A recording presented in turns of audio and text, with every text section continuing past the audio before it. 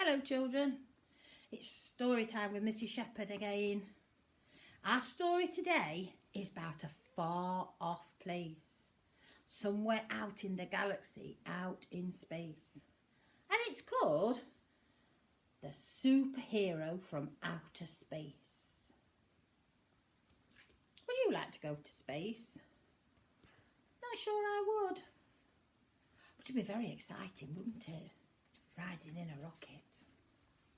Let's see what happens in our story. Far away in space, on a distant planet, Moop, lived a race of friendly aliens called the Meeps. "Ooh, my ball," said a Meep. Now the planet of the Meeps was a quiet and very peaceful place, but it was also rather boring. Flip, which is why once a year, I wonder what happens once a year, the Meeps loved to come on holiday to planet Earth. They especially loved sunbathing on our beaches. But as aliens are not really supposed to visit Earth, they had to keep their visits a secret. Unfortunately, the aliens were always being bothered by General Nosepoker of the Earth Patrol. He was determined to prove that aliens existed and had spent his whole life trying to catch one. Ooh, this must be General Nosepoker. Yes, trying to catch himself an alien. And every day, General Nosepoker was getting closer and closer. He nearly caught the Meeps when he snuck up on them in his submarine. But luckily, they'd all managed to hide just in the nick of time.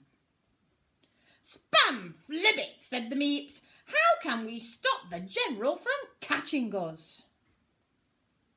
Then one Meep had an idea. "Let us send for Slick Destron. He's our hero. He'll save us." Ooh, Spamflibbit. He doesn't look very happy, does he? Slick Destron was famous on the planet Moop. He saved the Meeps lots of times. But actually, Slick wasn't very clever. He was just very lucky. As soon as Slick arrived on Earth, he was ready to race into action. "I'll stop this mean old General before you can say, 'Nasty nosy Nosepoker.'" And he disguised himself as a human and rushed out onto the beach and walked straight into one of the General's traps. There he is, look. "Caught." "Spam for libbit," he said. You don't look like an alien," said General Nosepoker. Slick thought fast. "My name's Slick. I'm an alien hunter, and I think I just saw a UFO near here," he said. "Oh, splendid," said General Nosepoker. "You must be my new assistant. I've been expecting you," snorted the General gleefully. "Let's get cracking." Oh dear, look.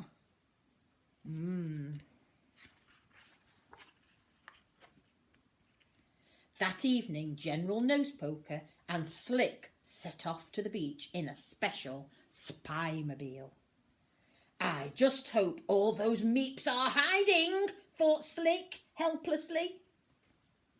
But to his horror, Slick saw that the Meeps were too busy having a party to notice them.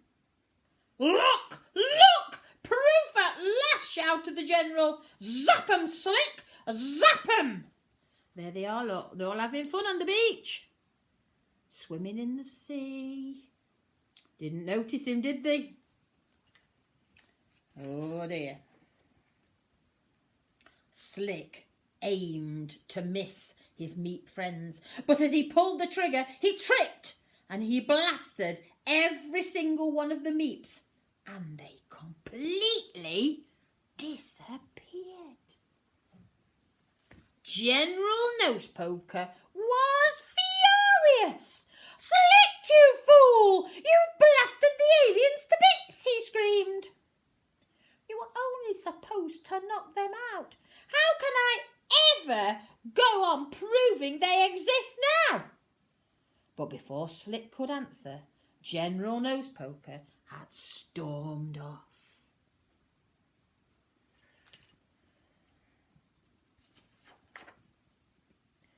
Slick felt absolutely terrible. Spam flibbit, this is definitely my worst ever blunder, he thought to himself. Suddenly, he heard a small voice.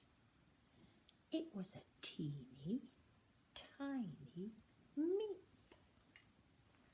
Slick, our hero, you've saved us all. What a clever idea.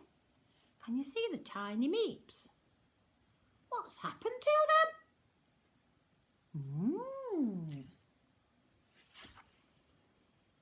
Slick looked down in astonishment. Dancing happily in the sand were lots of microscopic mini meeps. Meeply beep! Slick's our hero! They all cried. Hooray! Now we can go on holiday to Earth whenever we want to, without any humans seeing us, they said. Slick, you've saved us again!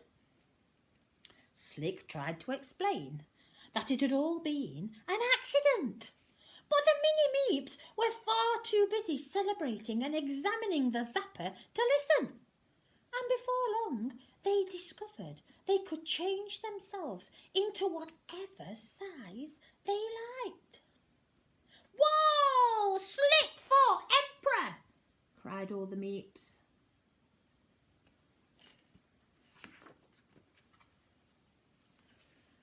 General Nosepoker retired and took up bell ringing in the Himalayas. At last the meeps could do whatever they'd always longed to do on Earth.